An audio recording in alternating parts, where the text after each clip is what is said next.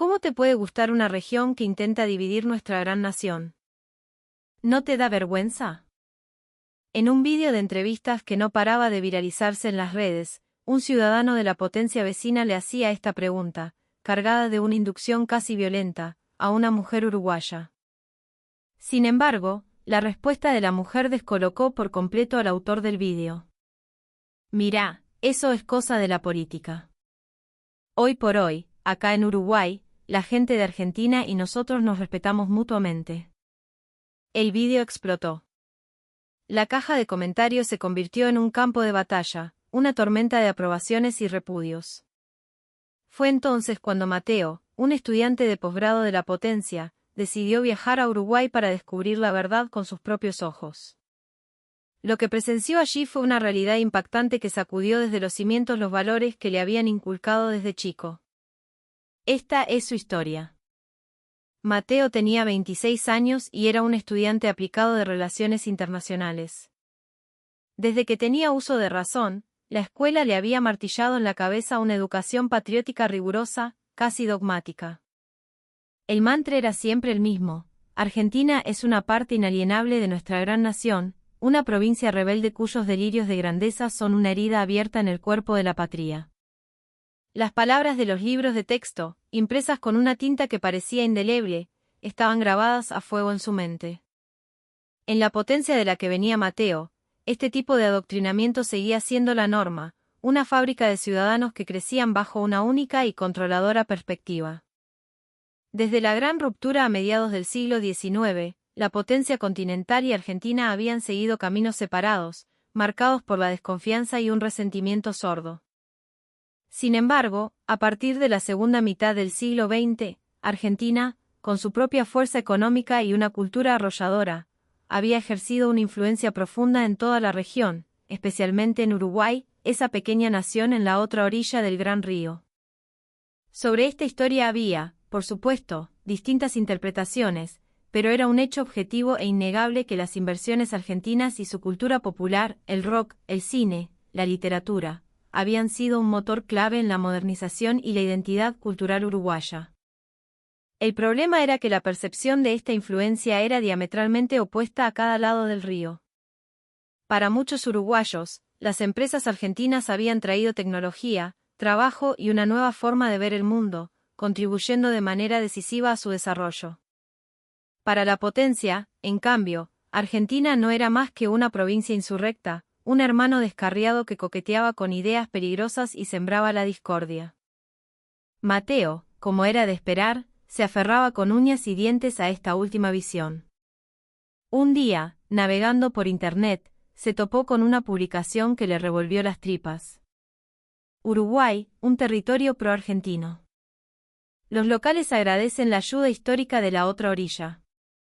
Las letras en la pantalla le subieron la presión a la cabeza.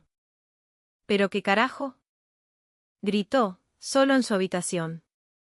Es una joda. El artículo enlazaba a un vídeo titulado «Un uruguayo revela por qué admiran a Argentina». El contenido mostraba a un influencer de la potencia entrevistando a una señora en la Rambla de Montevideo. ¿Cómo le puede gustar un lugar que intenta fracturar nuestra nación? ¿No siente vergüenza? ¿Qué aprendió de la historia? ¿Acaso no tiene orgullo nacional? Las preguntas del influencer eran un claro intento de acorralar a la entrevistada, de forzarla a dar la respuesta que él quería oír. Sin embargo, la mujer, con una calma que desarmaba, le respondió con esa tonada suave y cantarina del otro lado del charco. Mirá, pibe, eso es cosa de la política. Acá la gente, los argentinos y los uruguayos, nos llevamos bien, nos respetamos. Mateo miraba la pantalla, petrificado. Mentira, se dijo. Son todos parte de la misma patria. Deberían sentir el mismo arraigo, la misma lealtad. Admirar a los rebeldes. Imposible. Su rabia crecía. Se metió en los comentarios y vio un mar de mensajes escritos en el dialecto oficial de la potencia. A esa gente de la banda oriental le lavaron el cerebro. Están engañados por la propaganda porteña. Pero de pronto, una duda, pequeña como una astilla, se le clavó en la mente. ¿Y si no es así? Tenía que verlo por sí mismo. Voy a ir a Uruguay, se decidió. Voy a desentrañar esta mentira. Pocos días después, el avión de Mateo aterrizaba en el Aeropuerto Internacional de Carrasco. Mientras el taxi lo llevaba hacia el centro de Montevideo, sus ojos escaneaban el paisaje con la atención de un detective. En los carteles publicitarios de la ruta, reconoció varias marcas argentinas, con sus logos y tipografías tan familiares. ¿Será posible?, se preguntó, sintiendo una mezcla de ansiedad y furia que le oprimía el pecho. Al llegar a las calles bulliciosas del barrio de Pocitos, lo que vio lo dejó sin aliento. Era un paisaje extrañamente familiar. Las marquesinas de las tiendas con nombres porteños, las librerías que exhibían con orgullo las obras de Borges y Cortázar, y de los parlantes de un café escapaban los acordes inconfundibles de una canción de Charly García. Los restaurantes ofrecían milanesas a la napolitana, empanadas y asado de tira, con pizarras que anunciaban parrillada para dos. Las confiterías vendían alfajores y dulce de leche de marcas que él conocía de toda la vida. Se sentía como si lo hubieran transportado a una calle de Palermo o Recoleta. Según había investigado de mala gana, una porción significativa de los comercios en Montevideo tenían dueños o una clara inspiración argentina. Cada cartel, cada melodía, era una puñalada para su orgullo. Apretó los puños. ¿Qué es esto? Es imperdonable. Su indignación estaba a punto de desbordarse. Pero ya estaba ahí, no podía rajarse. Aunque la confusión lo carcomía, decidió que tenía que hablar con la gente, confrontarlos con su verdad. Se acercó a una joven que esperaba para cruzar la calle. Disculpa, soy de la Potencia, empezó Mateo. Ah, che. Bienvenido. Respondió ella con una sonrisa amplia. Quería hacerte una pregunta, quizás un poco directa. ¿Vos qué preferís, a nosotros o a Argentina? La chica, aunque algo sorprendida, no perdió la sonrisa. Mirá, yo quiero mucho a Argentina. Me encanta su cultura, su música, el cine que hacen. Además, la gente es divina, muy copada. Y la cultura de la Potencia. La nuestra. Insistió Mateo. Sí, claro. Alguna cosa escucho pero no es lo mismo, ¿viste? La respuesta fue vaga, casi por compromiso. La diferencia de entusiasmo era abismal. Se acercó a un hombre de mediana edad que tomaba un café en un boliche de la ciudad vieja. La respuesta fue similar, pero con una pátina de historia. Mirá, pibe, le dijo el hombre, después de darle un sorbo a su cortado. En los 70 y los 80, cuando acá las cosas estaban complicadas, vinieron un montón de empresarios argentinos. Invirtieron acá, abrieron fábricas, nos trajeron tecnología y crearon un montón de laburo. Nos cambiaron la vida para bien. A esa gente le estamos muy agradecidos. En ese momento, la conversación de una pareja que pasaba por la vereda le llegó a los oídos. Hablaban con el mismo acento, el mismo voz, el mismo cantito que escuchaba en la televisión argentina. Unos turistas de Buenos Aires charlando con un vendedor local, como si no hubiera fronteras, como si el río que los separaba fuera apenas un arroyo. Mateo no podía creerlo. La realidad era que, en Uruguay, la influencia cultural argentina era abrumadora y profunda. Según una encuesta que leyó después, casi un tercio de los estudiantes universitarios uruguayos consideraban a Buenos Aires como su primera opción para hacer un posgrado o una experiencia de intercambio. Pero Argentina no es una provincia nuestra, se gritaba Mateo por dentro. ¿Por qué sus símbolos culturales están por todos lados, como una bandera de conquista? Temblaba de rabia, pero a la vez, una parte de él, una parte que odiaba admitir, sentía que necesitaba entender más a fondo, ir más allá de la superficie. Con esa nueva y conflictiva determinación, Mateo decidió recorrer el país. Su primera parada fue Colonia del Sacramento, una ciudad cuyo casco histórico parecía un abrazo suspendido en el tiempo entre las dos orillas. Mientras caminaba por sus calles empedradas, aprendió que muchos de los complejos industriales modernos en las afueras de la ciudad habían sido impulsados, a finales del siglo XX, por el capital de la industria agropecuaria y manufacturera argentina. Los edificios de oficinas y las plantas de procesamiento que se veían a lo lejos dibujaban un perfil de progreso y vitalidad. La imagen, por un momento, lo desarmó. Pero enseguida, un pensamiento agrio le cruzó la mente, un antídoto para cualquier atisbo de admiración. Seguro que se aprovecharon de la mano de obra barata y de los recursos de acá. Explotadores, eso es lo que son. La idea se le aferró como una garrapata. Cerca de una de esas zonas industriales, vio un pequeño monumento, una placa de bronce sobre una base de piedra. Grabado en ella estaba el nombre de un parque empresarial. La descripción explicaba que fue erigido en honor a los primeros empresarios argentinos que habían llegado a la región, cuya visión y esfuerzo fueron pilares para el desarrollo económico de Colonia. ¿Por qué carajo le levantan un monumento a esta gente?, pensaba Mateo. La incomprensión era un nudo en su barjicleta.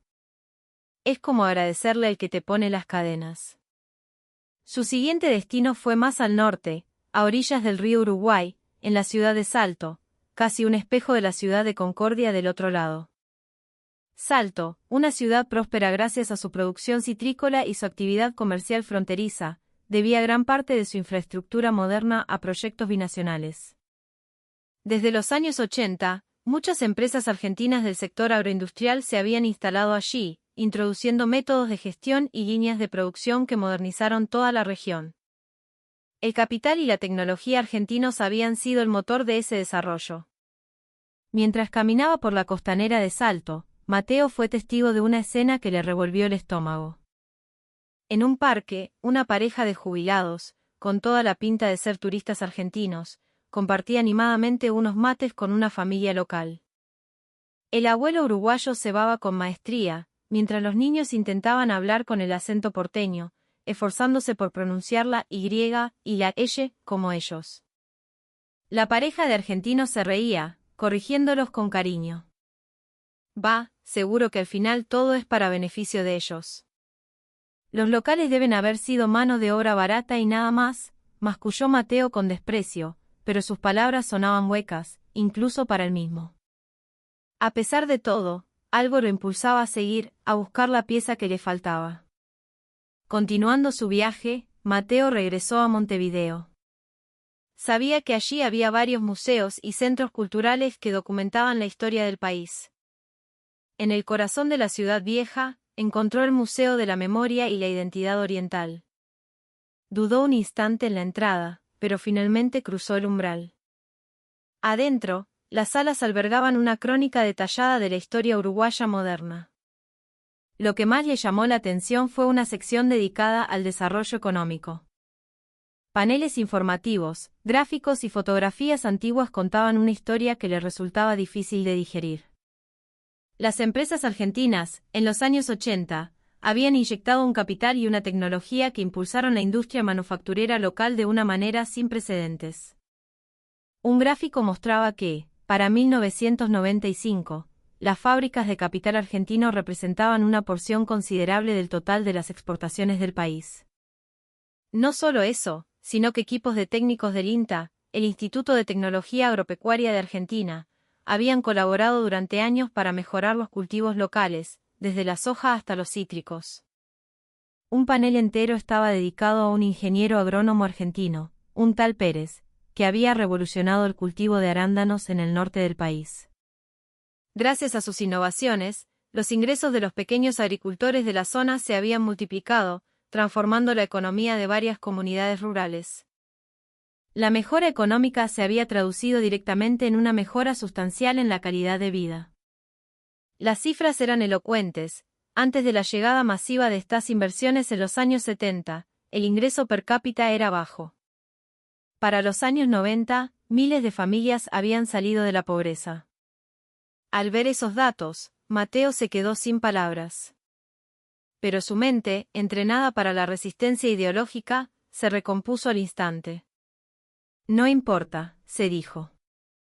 Aunque hayan hecho cosas buenas, eso no cambia el hecho de que son separatistas. No borra el pecado original. Su rabia seguía intacta, como un fuego terco que se negaba a apagarse. La siguiente sala estaba dedicada a la educación. Y allí, de nuevo, la misma historia. Argentina había jugado un papel crucial en el apoyo a la educación uruguaya. Desde los años 70, diversas fundaciones y organismos argentinos habían proporcionado una cantidad enorme de libros de texto, materiales didácticos y programas de formación para los docentes de los liceos públicos y privados. Además, muchas universidades de Buenos Aires, Córdoba y La Plata ofrecían becas especiales para estudiantes uruguayos, convirtiéndose en el destino predilecto para los jóvenes que buscaban una formación de excelencia. La educación, pensó Mateo con cinismo, la herramienta perfecta para la colonización cultural. Una forma de lavarles el cerebro desde chicos. Al salir del museo, con la cabeza hecha un torbellino, se topó con un anciano que lustraba zapatos en una plaza. Impulsivamente, se sentó en el banco a su lado. Disculpe, señor. Quería preguntarle algo sobre aquella época, cuando la influencia argentina era tan fuerte. El anciano, don Carlos, levantó la vista de su trabajo y lo miró con ojos pequeños y brillantes, llenos de memoria. Con una voz pausada, comenzó a hablar. Aquella época tuvo de todo, pibe. Cosas buenas y malas. Había patrones argentinos que eran muy soberbios, sí, que nos miraban por encima del hombro. Pero la verdad es que Argentina hizo mucho por nosotros. Las fábricas nos dieron laburo, las escuelas formaron a nuestros hijos y la ayuda que mandaban cuando había una crisis nos salvó las papas más de una vez. Nuestras vidas cambiaron por completo. Don Carlos hizo una pausa, como si estuviera desempolvando un recuerdo específico. Hubo un empresario naviero argentino, un tipo de apellido Rocca, que montó un centro logístico clave acá en el puerto. Gracias a él, nuestro comercio de importación y exportación despegó. El tipo se jugó todo su capital en este país. Se notaba que no lo hacía solo por la guita, creía en nosotros.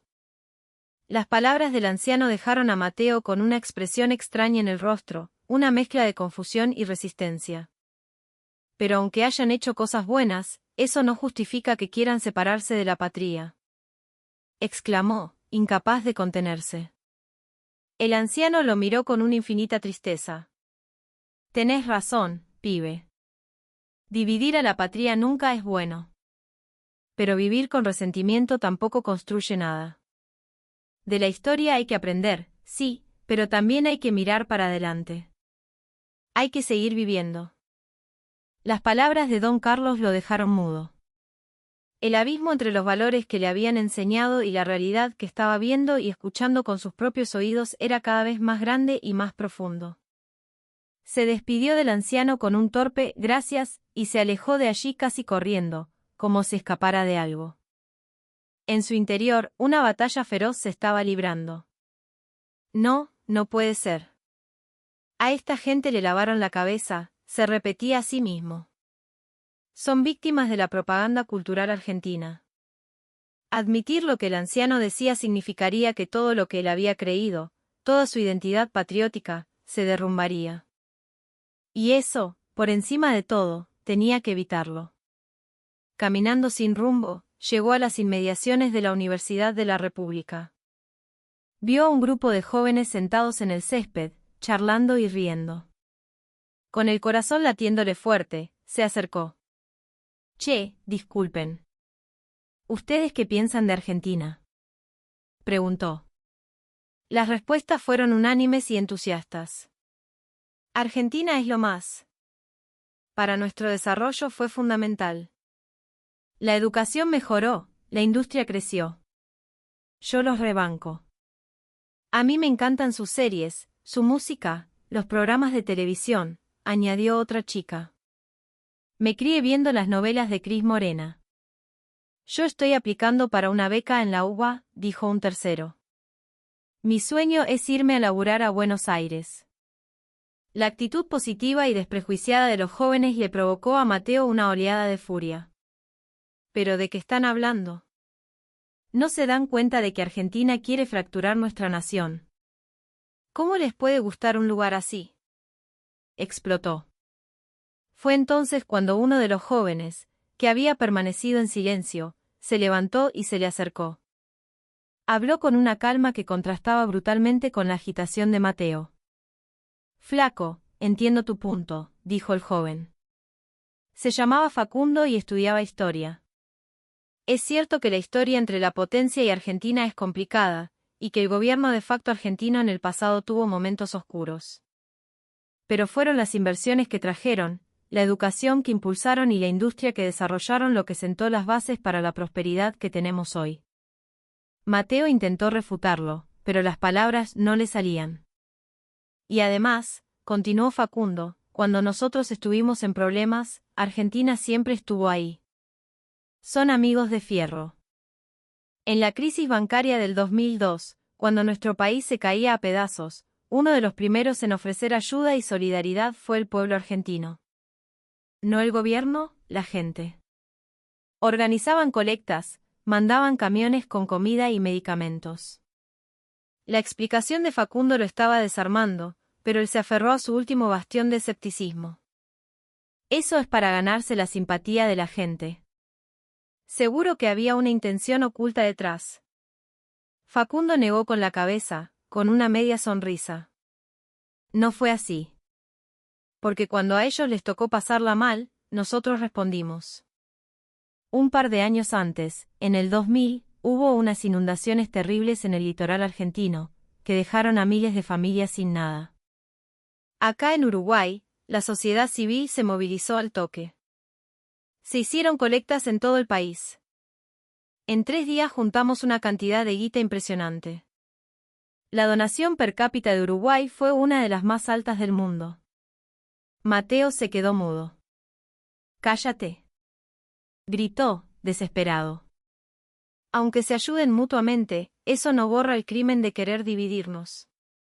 Intentó darse la vuelta e irse, pero Facundo lo agarró suavemente del brazo. «Pará, Mateo. Una pregunta. ¿Vos de verdad odias a Argentina?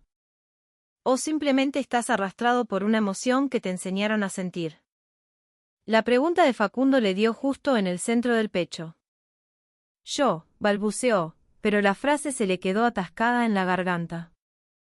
«El odio no genera nada, loco», siguió Facundo, con una voz ahora más suave.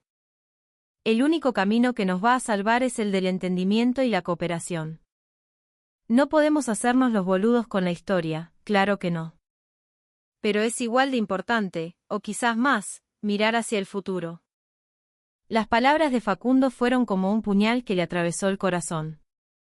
La compleja historia de Argentina, los sentimientos encontrados que generaba, y sin embargo, la capacidad de los uruguayos para procesar todo eso y seguir adelante.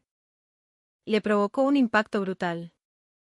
El edificio de su patriotismo, que hasta entonces le parecía de granito, estaba crujiendo, a punto de colapsar. De repente, se le ocurrió una pregunta: ¿qué había pasado aquí después de que la influencia argentina comenzara a debilitarse? Investigando un poco esa misma noche, descubrió algo que lo dejó helado. Con el ascenso de la potencia vecina en el siglo XXI, su influencia en la región había crecido exponencialmente.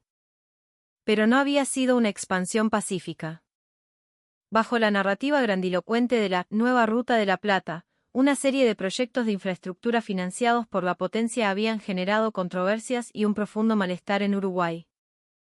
Muchos temían que la inversión masiva hundiera al país en una trampa de deuda. Otros desconfiaban de la falta de transparencia de ciertos proyectos. La libertad de expresión se vio amenazada, los medios y los influencers financiados por la potencia atacaban ferozmente cualquier voz crítica, y durante ciertos periodos, la censura se convirtió en una realidad tangible. Con la llegada de nuevos inmigrantes de la potencia, la seguridad y el tejido social también enfrentaron nuevos desafíos. Mateo estaba atónito. Cuando la influencia argentina disminuyó, no llegó una era más simple. Llegaron las disputas de las grandes potencias, la restricción de la libertad de expresión y nuevos problemas sociales. Entendió entonces que, para muchos uruguayos, la nostalgia por la era del simple intercambio económico y cultural con Argentina se había convertido en una especie de refugio. El deseo por una conexión más pura, con menos presión política, se manifestaba en el consumo continuo de su cultura, la televisión, la música, el cine. A pesar de los años, los uruguayos y los argentinos seguían unidos por un lazo que trascendía las épocas. Repasó mentalmente los días que había pasado en Uruguay. Las inversiones que había visto con sus propios ojos, las palabras que había escuchado de la gente común, y ahora, la compleja geopolítica contemporánea. Todo pesaba sobre él como una losa. Después de despedirse de Facundo, Mateo se quedó solo, pensando. ¿Para qué vine acá, en realidad? Tenía en su celular las fotos del viaje, la zona industrial modernizada de Colonia, el puerto bullicioso de Salto, las calles ordenadas de Montevideo. En todas partes, la huella de la influencia argentina. Al día siguiente, volvió a buscar a Facundo. Che, ayer estuve muy mal. Te pido disculpas, dijo Mateo, bajando la cabeza. Facundo le sonrió. No pasa nada, loco. Entiendo cómo te sentís. Se sentaron en un café y charlaron durante horas. Facundo le contó la historia de su abuelo. Mi abuelo laburó toda su vida en una de esas fábricas de capital argentino. Siempre decía que el patrón era un tipo estricto, un porteño jodido, pero que les había enseñado un montón de cosas, técnicas nuevas, disciplina, el valor del trabajo bien hecho. Claro que a veces los despreciaban, y se comieron algún garrón. Pero mi abuelo siempre terminaba diciendo que, al mismo tiempo, aprendieron muchísimo de ellos. Mateo escuchaba en silencio, absorto. La disciplina, la puntualidad, el profesionalismo. Son valores que se arraigaron en nuestra comunidad en esa época, continuó Facundo. Y la solidaridad siguió. ¿Sabés qué pasó en 2014, cuando tuvimos las peores inundaciones de la historia en el litoral? El gobierno argentino declaró la donación de ayuda humanitaria y envió equipos de rescate al día siguiente de la catástrofe. Mateo no pudo ocultar su sorpresa. Facundo asintió. Y pocos meses después, la mano vino cambiada. Hubo una explosión terrible por una fuga de gas en una ciudad argentina, Rosario. Acá todavía estábamos recuperándonos de las inundaciones, pero la comunidad uruguaya reaccionó al instante. Las organizaciones sociales y políticas lanzaron una campaña de donación y se juntaron millones de pesos para mandar a Rosario. Hasta ese punto. Susurró Mateo, incrédulo. Sí. La nuestra es una relación de ayuda mutua. Cuando uno está en problemas, el otro siempre da una mano. ¿No es eso la verdadera amistad, la verdadera hermandad? Al escuchar a Facundo, las lágrimas empezaron a brotar de los ojos de Mateo. Estaba equivocado. Estaba completamente equivocado. Tenía los ojos vendados por la rabia, no podía ver la verdad, dijo, cubriéndose el rostro con las manos. No, Mateo.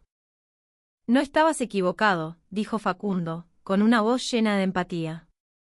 Simplemente no habías tenido la oportunidad de ver la historia desde otro ángulo. Lo importante es qué vas a hacer a partir de ahora, cómo vamos a construir el futuro. Se dieron un fuerte apretón de manos, un gesto que sellaba algo más que una conversación. Esa fue la última noche de Mateo en Uruguay. Desde la ventana de su hotel, contempló las luces de Montevideo titilando sobre el río. En ese paisaje urbano brillante, convivían la historia heredada de la influencia argentina y la vitalidad de un pueblo que vivía una nueva era. De vuelta en su país, Mateo fue a ver a su profesor tutor en la universidad y le contó toda su experiencia. Profesor, aprendí muchísimo en Uruguay. Me di cuenta de lo increíblemente parcial que era la visión que yo tenía. El profesor lo escuchaba en silencio, asintiendo lentamente. La influencia argentina del pasado tuvo sus complejidades, sin duda, continuó Mateo. Pero al mismo tiempo, es un hecho que contribuyeron enormemente a la modernización de la sociedad uruguaya. Y lo más importante es que ellos, los uruguayos, no se dejan atrapar por una única narrativa política. Miran hacia el futuro. El profesor asintió profundamente. Parece que has comprendido algo fundamental, Mateo. La historia nunca puede entenderse desde una sola perspectiva. Solo observándola desde múltiples ángulos podemos acercarnos a la verdad. Después de esa charla, Mateo comenzó a escribir su tesis. El título fue sobre la diversidad de la percepción histórica de las relaciones rioplatenses en la comunidad uruguaya. En su trabajo, escribió: la evaluación de la influencia argentina del pasado no puede reducirse a un simple juicio de bueno o malo. El impulso económico y el intercambio cultural coexistieron con las complejas tensiones políticas. Lo crucial es analizar el pasado con serenidad mientras se construye una relación orientada al futuro. Argentina y Uruguay nos han dado un ejemplo de ello. Mientras tanto, el vídeo de aquel influencer prejuicioso recibía una avalancha de críticas de todo el mundo. Los comentarios estaban llenos de opiniones severas: la potencia se presenta como un gran país, pero en realidad es una nación que educa a su gente en el error y la estrechez de miras. La conexión entre uruguayos y argentinos es un verdadero lazo de hermandad. Es algo raro y valioso en el mundo de hoy. ¿Por qué hay una diferencia tan grande entre la gente de la potencia y los uruguayos? Usar el nacionalismo para conseguir visitas es un truco barato de influencia. El mundo entero aplaudía la madurez y la sensatez del pueblo uruguayo. Mateo concluyó su tesis con una reflexión final: las comunidades argentina y uruguaya comparten valores culturales similares. En los últimos años, con la creciente inestabilidad internacional, sus intercambios a nivel civil se han fortalecido aún más. ¿No deberíamos nosotros, en la potencia, tener el coraje de aceptar la historia y mirar hacia el futuro como lo hacen ellos? El odio no construye nada. El entendimiento y la cooperación son el único camino hacia la paz y la prosperidad de nuestra gran familia. Al terminar de escribir, le envió un correo electrónico a Facundo. Facundo, conocerte me cambió la vida. De ahora en más, voy a trabajar para ser un puente de comunicación entre nuestras orillas y con todos nuestros hermanos de la región. Unos días después, llegó la respuesta. Mateo, celebro tu valentía. Construyamos juntos el futuro, por encima de las viejas heridas de la historia. Un abrazo grande desde la otra orilla. Mateo sonrió. Por la ventana veía las calles de su ciudad capital. En su corazón ya no había odio. Solo una esperanza inmensa por la paz y la prosperidad de su gente, de toda su